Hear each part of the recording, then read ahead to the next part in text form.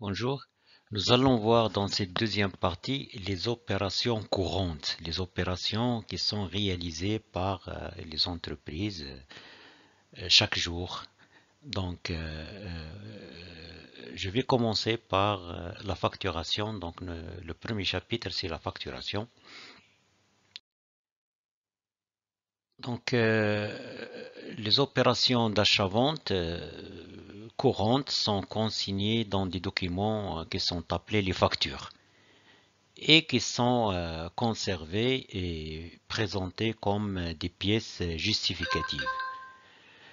Euh, les factures proposées dans ce chapitre sont comptabilisées en parallèle chez l'acheteur, le client, et chez le vendeur, le fournisseur.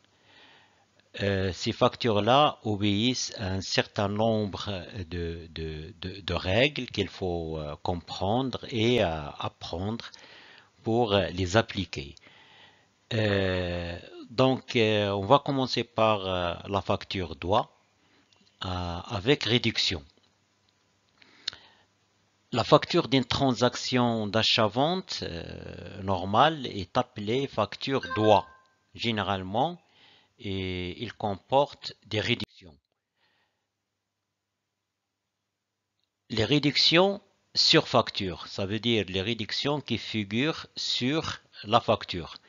Donc, une facture peut comporter des réductions qui sont de deux genres. Donc, il y a tout d'abord les réductions commerciales qui sont les remises, rabais et ristournes. Et chaque type de réduction commerciale est adapté à une situation particulière qu'on va voir tout de suite. Donc, il y a les réductions commerciales et il y a les réductions financières. Les réductions financières, c'est ce qu'on appelle les scontes. On va voir maintenant les règles auxquelles obéissent ces factures. Mais avant ça, il faut définir ce qu'on appelle une remise. Donc, une remise, c'est une réduction qui est accordée en fonction des quantités achetées. Donc, plus les quantités achetées sont importantes, plus le prix est réduit. Donc, le fournisseur donne une remise, ce qu'on appelle une remise, en fonction des quantités achetées. J'achète 100 chemises, donc j'ai droit à une remise sur le prix total. Et puis il y a les rabais. Rabais, c'est une réduction qui est accordée pour défaut de qualité. Si le produit acheté présente un défaut, un petit défaut, donc le client reçoit un rabais de la part de son fournisseur. Ou bien retard ou erreur sur la marchandise livrée.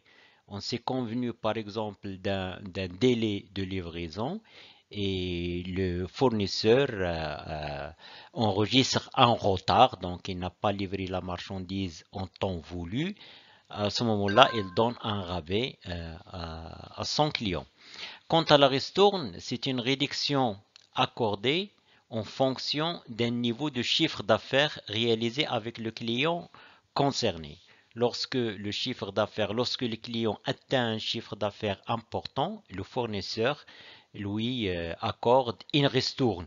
Donc voilà les réductions commerciales. Chacune a une définition et s'applique dans une situation particulière. Quant à l'escompte, c'est une réduction financière qui est accordée pour paiement comptant ou bien un paiement anticipé. Ça veut dire avant la date fixée au départ. Ça, il faut le retenir. Deuxième point, ce sont les règles d'élaboration d'une facture. Donc, il y a trois règles importantes à appliquer. La première, c'est que les réductions commerciales, les rabais, remises et les ristournes se calculent en cascade.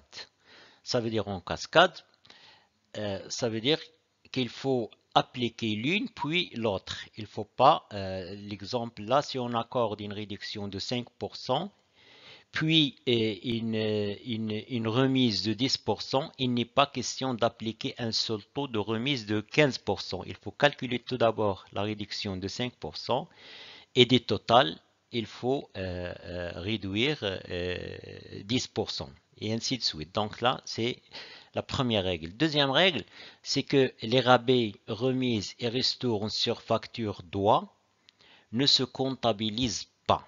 Donc, il ne faut pas les comptabiliser lorsque ces réductions commerciales figurent sur la facture doit. Seul le net commercial est pris en compte. Troisième règle, c'est que l'escompte est toujours comptabilisé. Pour l'acheteur, il s'agit d'un produit financier et pour le vendeur, il s'agit d'une charge financière. Donc pour l'acheteur, c'est un produit financier, donc c'est la classe 7. Et pour le vendeur, il s'agit d'une charge financière à comptabiliser dans la classe 6. Là, ce sont les trois règles importantes à appliquer. On va voir ça dans un exemple. Alors, donc, soit une entreprise que je vais appeler Anes et l'entreprise Hajar qui sont en relation d'affaires, donc relation client-fournisseur. Au cours du mois de mars 2018, ils ont réalisé les opérations suivantes. Donc, le fournisseur Anes adresse une facture à son client Hajar où il y a le montant des marchandises qui est de 15 000 et lui accorde une remise de 10%, ça veut dire moins 1500. Le net à payer est de 13 500. Ce que nous avons là, c'est une facture où il y a une réduction commerciale. Donc, il figure sur la facture et la mention là, règlement fin de mois, donc il s'agit d'une vente à crédit. Le 23 2018, donc facture numéro 14, le fournisseur Anas adresse à son client Hajar une facture où il y a un montant de marchandises de 30 000, une remise de 5%, ça donne 28 500, puis il lui accorde une autre remise de 10%, ça veut dire un montant de 2850. Voilà, donc c'est en cascade, j'ai appliqué la première remise et puis la deuxième. Ça me donne un net commercial de 25 650 et puis un escompte. L'escompte, c'est une réduction financière de 1%. Et le net à payer, il est de 25 393,50 avec la mention des modes de règlement qui est là par chèque bancaire numéro 1014 qui était encaissé le même jour. Ça veut dire c'est un règlement le même jour. Travail demandé, enregistrer les deux factures au journal respectivement chez Anes, le fournisseur, et chez Hajar, le client. Voyons maintenant comment on va aborder cet exercice. Il y a une remarque qui est très importante pour l'enregistrement des opérations d'achat-vente. Le plan comptable a prévu les comptes indiqués dans le tableau suivant en fonction des besoins de l'activité de l'entreprise. Donc, il est utile de travailler avec le plan comptable et vous avez tous les numéros de compte concernés, que ce soit pour les charges, les achats, ou bien pour les produits, les ventes. Et on va utiliser les comptes appropriés en fonction de l'activité de l'entreprise.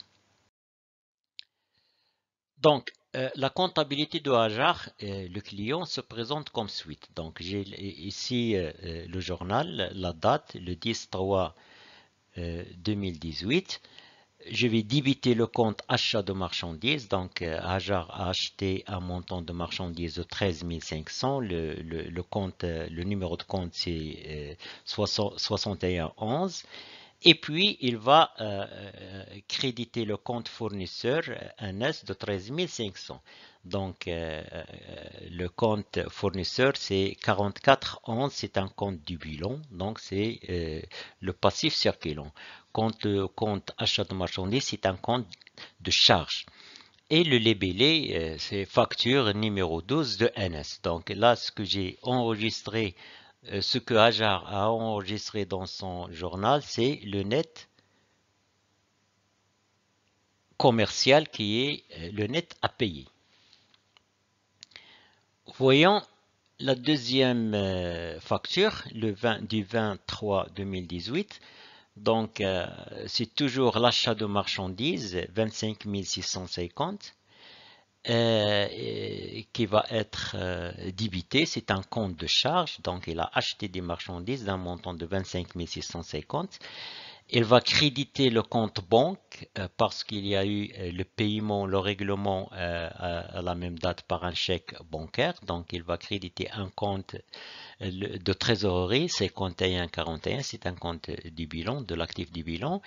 Et il va créditer un compte de produit, c'est l'escompte obtenu. Donc là, c'est l'escompte obtenu, c'est la réduction financière qui doit être enregistrée comme étant un produit. Donc le compte 7386, c'est un compte de produit.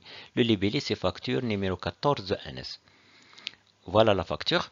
Donc le montant de l'escompte va être considéré comme étant un produit pour le client Hajar, l'entreprise Hajar. Donc il va enregistrer l'escompte obtenu comme cette réduction financière comme étant un produit. Réciproquement, le fournisseur va enregistrer cet escompte comme étant une charge. Ce que nous voyons là, c'est que les remises ne sont pas comptabilisées, même s'ils figurent sur la facture doigt. Par contre, l'escompte, il va être comptabilisé. Voyons maintenant la comptabilité de NS, comment ce fournisseur va enregistrer ses opérations. Donc, la première opération, la première facture du 10-3 2018, rappelez-vous que cette vente a été réalisée à crédit, donc il va débiter le compte client 3421 d'un montant de 13 500. C'est un compte du bilan. Et il va créditer le compte 7111, c'est un compte de produits, vente de marchandises avec un S. Et le libellé, c'est la facture numéro 12 adressée à Hajar. La deuxième facture, le 23 2018, la vente a été réalisée contre un chèque qui est réglé le même jour. Ça veut dire le 23, donc il va débiter le compte banque d'un montant de 25 393,50. C'est un compte d'actifs, de trésorerie actif, donc il va augmenter côté débit. Et il va enregistrer l'escompte accordé, la réduction financière du montant de 256,50 au débit des comptes de charge 63,86. Donc c'est une charge, c'est un escompte accordé. Il va la considérer comme une charge. Quant à la vente, c'est 25 650 et l'équilibre entre la somme du débit est égal au crédit vente de marchandises de 25 650. Et les leviers, c'est facture numéro 14 réglée par chèque bancaire. Voilà donc la première opération, la remise n'a pas été comptabilisée. Par contre, la deuxième facture, l'escompte, les remises ne sont pas comptabilisées, mais l'escompte a été comptabilisé chez le fournisseur comme étant une charge.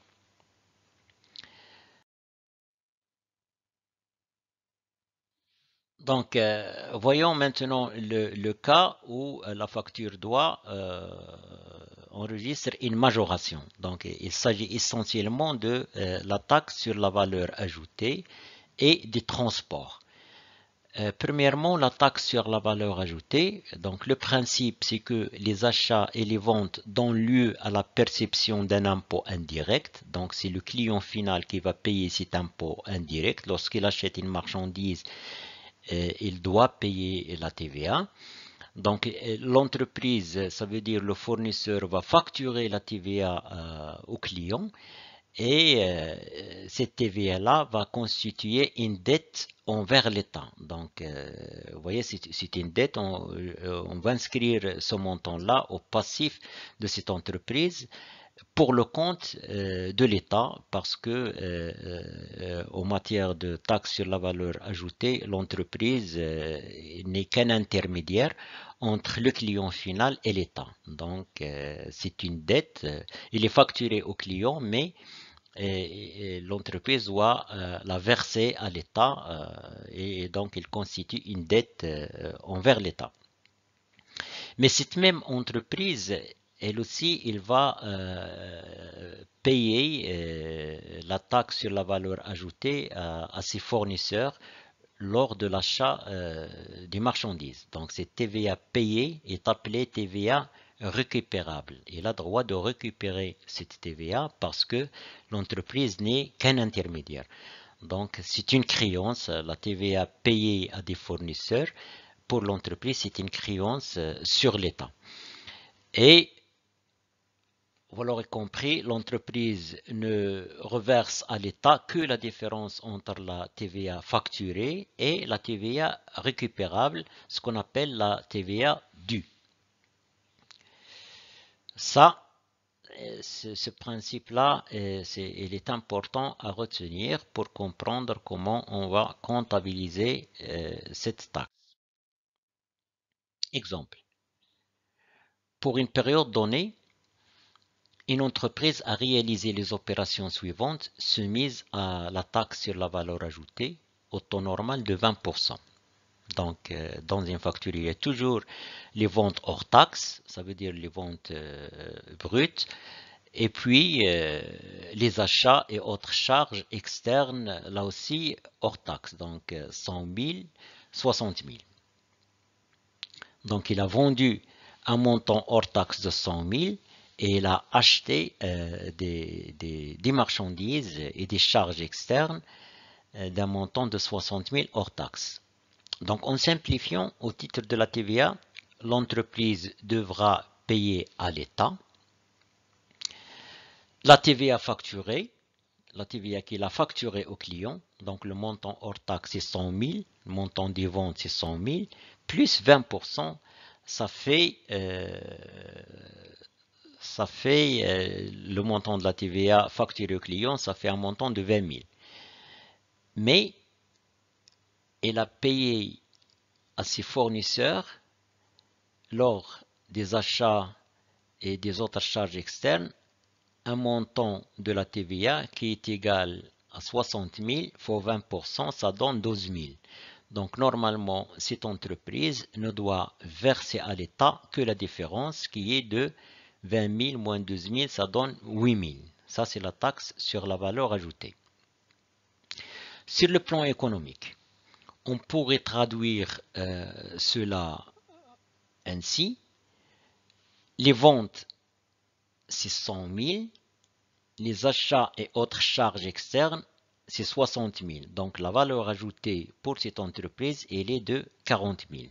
La valeur ajoutée est égale aux ventes moins les consommations intermédiaires. C'est comme ça qu'on calcule la valeur ajoutée pour une entreprise, ce qu'elle a vendu, en hors taxe bien sûr, et moins ce qu'elle a acheté, ce qu'on appelle les consommations intermédiaires, ça donne 40 000.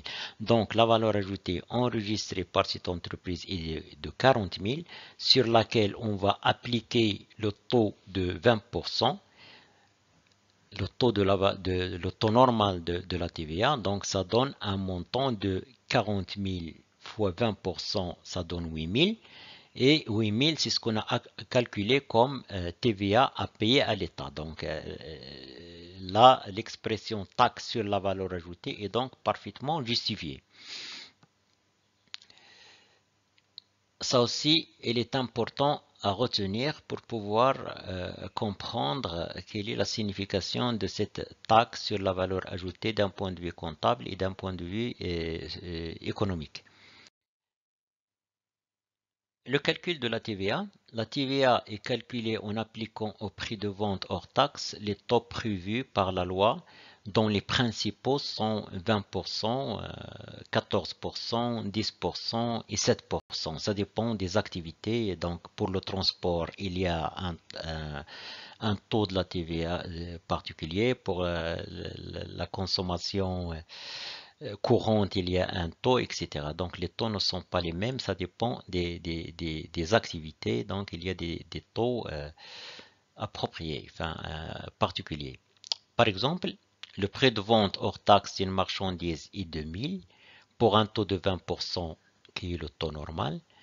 La TVA est de 1000 fois 20%, ça donne 200. Donc le prix de vente TTC, ça veut dire toute taxe comprise, il est de 1000 plus 200, ça fait 1200. Bien entendu, l'entreprise va récupérer les 1000 et les 200, elle va les verser à l'État. Ce que j'ai expliqué tout à l'heure. Sur la base de cet exemple, nous aurons le montant hors taxe qui est égal au montant TTC divisé par 1,2. Donc, à partir des montants TTC, je peux calculer le montant hors taxe. Je divise tout simplement par 1,2. Exemple d'application. Le 31/3/2018, l'entreprise ANS adresse à son client l'entreprise Hajar la facture suivante.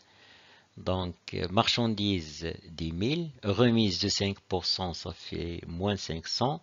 Le net commercial 9 500. Sur ce net commercial, j'applique la TVA qui est de 20% et ça donne un net à payer, toute taxe comprise, de 11 400.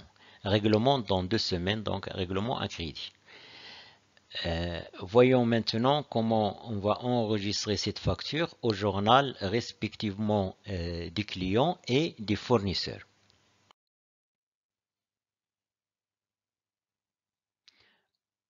Commençons par l'enregistrement de cette opération dans le journal des clients. Donc le 31/3/2018.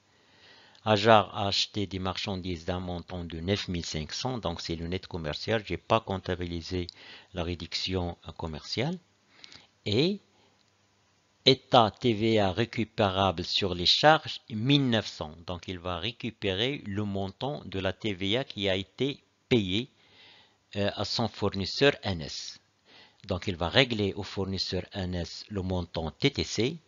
Les achats, c'est 9500 et la taxe récupérable qu'il va récupérer soi-disant de l'État de 1900, ça donne l'égalité entre le débit et le crédit 11 400, 11 400. Le libellé, c'est la facture du fournisseur NS numéro 20.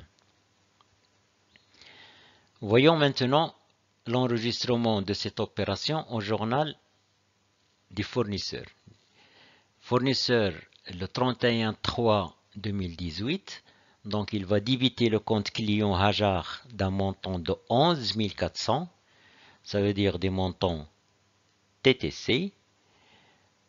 Il va créditer le compte vente de marchandises de 9 500, des montants hors taxe.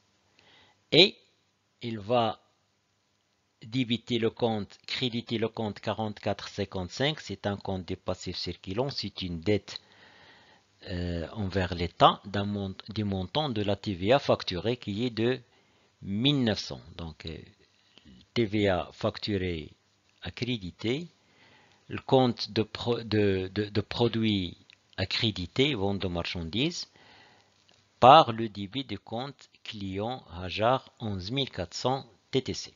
Notre facture numéro 20 comme libellé. Ça aussi, c'est à retenir.